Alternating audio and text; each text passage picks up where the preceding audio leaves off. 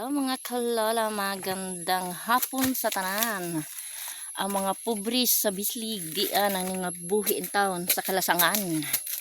Nanguha ni og gabi. Tapos pako.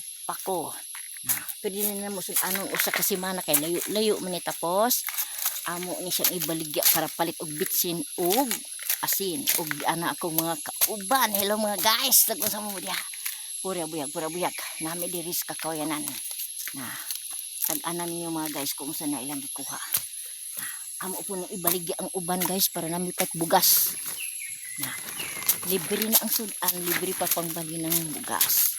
So mga guys, na among trabaho diri sa bukid kaya wala man mi pangitaan na ani lain din manguha na lang taon mi ani og mga gulay ibaligya ang uban sod anon makabuhi nami sa among mga baktin ba. Okay mga guys, bye bye kay busy na nagmugot na ang nagdalar bag sundang. Okay, bye.